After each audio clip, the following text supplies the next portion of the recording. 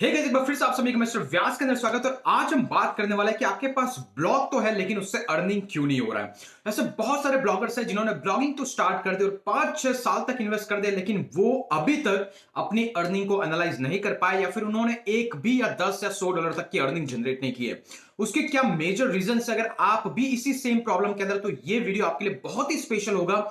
Video के अंत तक बने रहिएगा। लेकिन एक बार फिर से रिक्वेस्ट करूंगा, जो भी व्यूअर्स इस चैनल पे पहली बार मुझे देख रहे हैं, मेरा नाम कीर्ति व्यास और गाइस, यहाँ पे मैं ब्लॉगिंग से related unlimited information, premium content free of cost में देता हूं। तो मेक श्योर आप चैनल को सब्सक्राइब करें और वीडियो देखने के बाद अपने ओपिनियन डेफिनेटली शेयर कीजिएगा। चलिए विदाउट वेस्टिंग टाइम शुरुआत करते हैं वो 6 से 7 पॉइंट जिसकी वजह से आपको अर्निंग नहीं होता है। Let's start it. Okay guys, तो यहां पे कुछ पॉइंट्स है जो मैंने नोट डाउन करके रखे, तो I will go through one by one and will tell you what are the reason, ताकि आप आपकी साइट पे जाके ये सब चीजें चेक कर सके क्या आपकी साइट कुछ इस तरीके से काम कर रही है नहीं कर रही है। ओके, तो इसके गाइस सबसे मेजर रीजंस जो मुझ तक जितने भी लोग कमेंट करते हैं या फिर मुझे जो ईमेल्स आते हैं, उनका सबसे मेजर क्राइटेरिया होता है कि मेरी अर्निंग नहीं हो रही है।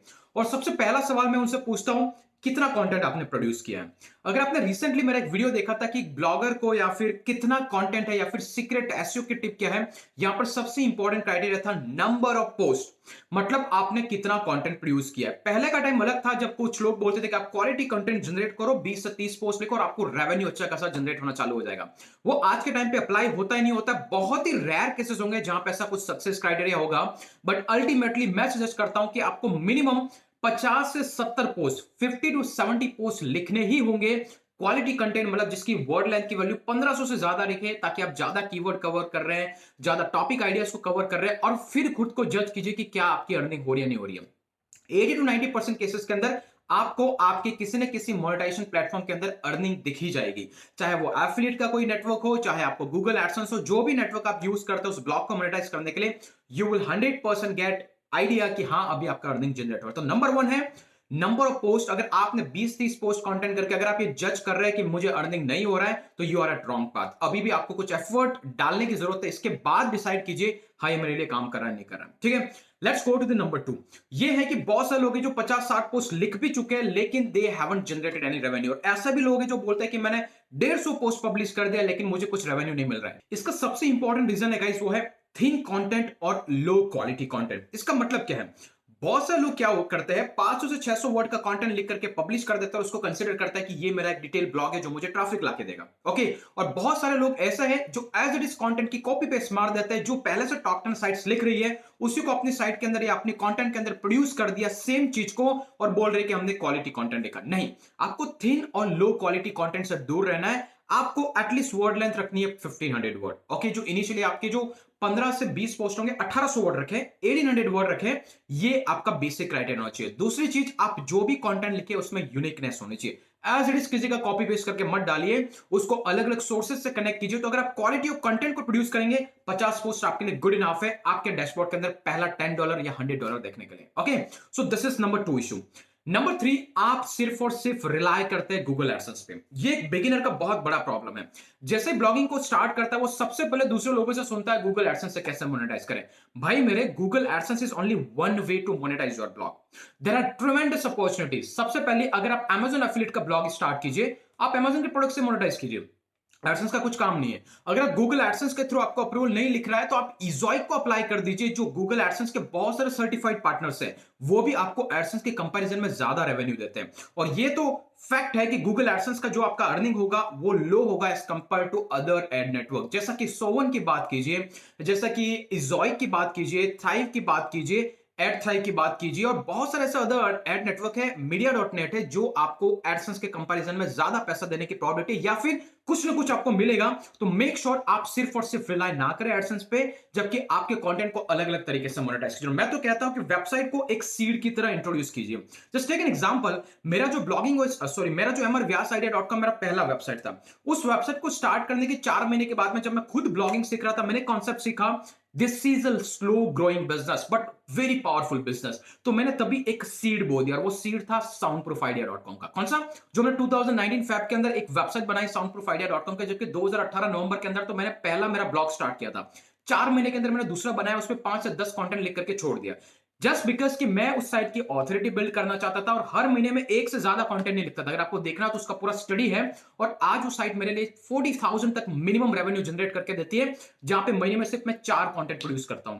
अगर आप साइट पे जाके देखेंगे तो अभी हार्डली आपको 70 टू 75 पोस्ट देंगे। तो ये 75 पोस्ट का जो कंटेंट है मुझे 40,000 का रेवेन्यू एक साइट जनरेट करके दे रहा है। It's not a bad deal, right? तो ऐसे ही आपको जो शुरुआत करनी है वो कुछ इस तरीके से करनी है कि आपका ब्लॉग को सीड की तरह रखे और उसके थ्रू उसको कैसे मोनेटाइज करें। मोनेटाइजेशन का मतलब आप लोगों के लिए कंटेंट लिखना चालू करें, लोगों के लिए वेबसाइट बनाना चालू करें, तो यहां से आपको अर्निंग जनरेट होगा। तो do not rely on AdSense, और यहां से जो पैसा जनरेट होगा उसके साथ आप ब्लॉग को ग्रो करते जाइए, और ये सीड की तरह जब बाद में जाकर के एक पेड़ बनेगा, that will give you earning. Okay, तो ये आपके दिमाग में डालिए, blog is not the only way to make money. Blog को यूज कीजिए ग्रो करते करते दूसरी इनकम जनरेट करने के लिए। तो do not rely on AdSense, तो ये आपको मोटिवेशन देगा और आप ब्लॉग को कंटिन्यू कर पाएंगे। ओके, इसके बाद गाइस, अगर आप ये सब कुछ कर रहे हैं तो अभी जो सबसे बड़ी मिस्टेक है वो आती है रॉन्ग निश सिलेक्शन। बहुत सारे लोगों को मैंने देखा है कि जैसे ब्लॉगिंग सीखने सीधा कूद जाते हैं गैजेट्स रिव्यू के अंदर। ओके, सीधा कूद जाते हैं क्या बोलते हैं, हेल्थ और फिटनेस की ब्रॉडर निश के अंदर। वो टाइम गया, जाइए माइक्रो निश के अंदर। माइक्रो निश को कैसे फाइंड आउट करना है, $100 आपको कैसे बनाना है, आई बटन में डिटेल वीडियो है। तो अगर आपका नीश का सिलेक्शन रॉन्ग है तो ऑब्वियसली आपको कोई एडवांटेज नहीं मिलेगा। तो ये इस लेवल पे जाके आता है। ऐसा नहीं कि आपने पहले डिसाइड कर लिया कि मेरा नीश गलत है। हर नीश में मनी पोटेंशियल आइडिया है, बहुत सारे पोटेंशियल आइडिया है, लेकिन नीश का मतलब है कि आप ब्रॉडर लेवल पे कंटेंट लिख रहे हैं या फिर माइक्रो लेवल पे। मैं ये नहीं कह रहा हूं कि आपने जो चूज किया वो टोटली रॉन्ग है, नहीं। आपने जो चूज किया उसकी कैटेगरी आपने सही से सेलेक्ट नहीं की है। या तो आप ब्रॉडर लेवल पे काम कर रहे हैं, आपको नीचे आके उसी कैटेगरी के अंदर काम करना, अगर आपका इंटरेस्ट है। अगर ये आप ऑलरेडी कर रहे हैं तो that means you have already made money. अगर नहीं कर रहे हैं दैट मींस कि यहां पे प्रॉब्लम है, तो आपको अभी नीश पे फोकस करना पड़ेगा। नंबर 5 गाइस, वो है सिर्फ और सिर्फ आप रिलाय करते हैं एसईओ पे, सर्च इंजन ऑप्टिमाइजेशन। चाहे वो गूगल का ट्रैफिक हो, चाहे याहू का ट्रैफिक हो, चाहे बिंग का ट्रैफिक हो, you are only rely on the SEO. और ये एक सबसे बड़ी वजह है कि आपकी साइट पर ट्रैफिक नहीं आता है। और जब ट्रैफिक नहीं आएगा तो अर्निंग होगा ही कहां से, क्योंकि ultimately the way to make money is to get traffic. अगर ट्रैफिक आएगा नहीं तो पैसा कैसे बनाओगे? तो आपको रिलाय नहीं रहना है एसईओ पे। बहुत सारे लोग होते हैं एक ही कीवर्ड के पीछे पड़ जाता है कि मेरे को इसी को रैंक करवाना है, इसी को रैंक करवाना है, इसी को रैंक करवाना है। मैंने जो फुल प्रूफ स्टडी बनाया था, अगर आपको वो वीडियो चाहिए तो आई बटन में दूंगा, वहां पे मैंने एक्सप्लेन किया था। आपके जो 100 पोस्ट होते हैं उसमें से 20 से 30 पोस्ट होते हैं जो आपको सबसे ज्यादा और सबसे ज्यादा रेवेन्यू और ट्रैफिक लाके देते हैं। बाकी के 70 पोस्ट कुछ कुछ लाके देंगे और आपके उन 30 पोस्ट को कंट्रीब्यूट करेंगे। तो ये इसका पूरा मैकेनिज्म है। तो मेक श्योर कीजिएगा गाइस, आप आपकी साइट पे गूगल एसईओ पे डू नॉट रिलाई रहे सिर्फ और सिर्फ। बहुत सारे तरीके हैं, यूट्यूब चैनल बनाइए, वहां पे कंटेंट को प्रोड्यूस कीजिए, फेसबुक और सोशल मीडिया से ड्राइव कीजिए, ट्रैफिक ड्राइव कीजिए। बहुत सारे प्लेटफॉर्म है, फॉरम है, वहां जाके क्वेश्चंस को आंसर कीजिए, आपकी लिंक प्रोड्यूस कीजिए, वहां से ट्रैफिक ड्राइव कीजिए। पिंटरेस्ट को यूज कीजिए, वहां से वेस्टर्न कंट्रीज का ट्रैफिक ड्राइव कीजिए। ट्रैफिक सोर्सेस को डाइवर्सिफाई करें, क्योंकि आपकी साइट आज कहां रैंक कर रही है, नोबडी कैन गारंटी कि वो आज से 1 साल बाद कहां करेगी। क्योंकि गूगल के पास मिलियंस ऑफ वेबसाइट्स की इन्वेंट्री है, वो आज एक को रैंक करेगा, कल को किसी और को रैंक करेगा। तो do not rely on the SEO. अगर आप सिर्फ उस पर रिलायड है तो भी आपकी अर्निंग नहीं होगी। और लास्ट और सबसे मोस्ट इंपॉर्टेंट पार्ट गाइस, आपको यही नहीं पता है कि मोनेटाइज कैसे करना है, राइट? बहुत से लोग क्या करते हैं कि गूगल एडसेंस का मतलब सिंपली वेबसाइट बनाए और वही वेट कर रहे हैं कि एडसेंस हमें पैसा देगा, एडसेंस हमें पैसा देगा, देगा पैसा। लेकिन एडसेंस का भी अलग अलग नीश का क्राइटेरिया होता है जहां पे उसका आरपीएम ज्यादा होता है। मनी मेकिंग ब्लॉग है, you will make more money. Financial blog है, you will make more money. Health niche related blog है, you will make more money. And end में कुछ जाओगे blog that will give you less money. तो आपको ये पता लगाना है कि एग्जैक्टली आपको किससे मोनेटाइज करना है।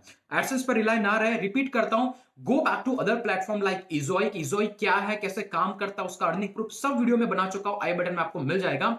And this is AdSense certified partner. Backend पे गूगल एडसेंस रहेगा उसके साथ में, और जब भी कोई यूजर आएगा तो वो इजोइक एडसेंस को पूछेगा, भाई तेरे पास इसको पैसा देने के लिए कितने रुपए की एड है।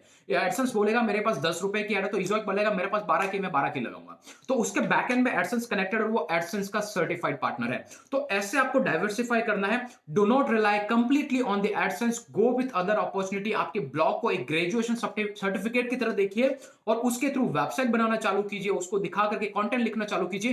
That will give you money and that will give you different boost, कि जिसके हेल्प से आप आपकी ब्लॉगिंग की जर्नी को कंटिन्यू कर सके। तो ऐसे आप डाइवर्सिफिकेशन कीजिए, give time for at least an year, जिससे कि आपको यह पता लगे कि आपके लिए कैसे चीजें काम करें। I am pretty much sure कि आप 1 साल इन्वेस्ट करेंगे तो जो लर्निंग है और जो अर्निंग है आपकी ऑलमोस्ट इक्वल रहेगी, मतलब आप पैसा ऑलमोस्ट बना चुके होंगे। अगर आप इन सब में से किसी भी चीज के अंदर फॉल कर रहे हैं तो you will not make money. So I hope guys कि आपको यहाँ पे एक नीटी ग्रिडी आइडिया लगा होगा कि किस तरीके से चीजें काम करती है, और ऐसा ही क्वालिटी इंफॉर्मेशन मैं शेयर करता रहूंगा। अगर आप इस चैनल पे नए हैं तो मेक श्योर चैनल को सब्सक्राइब करें, वीडियो को लाइक करें और कमेंट करके अपने ओपिनियन बताना मत भूलिएगा। आज के लिए इतना ही, फिर मिलेंगे अगले वीडियो के अंदर, तब तक के लिए जय हिंद जय भारत।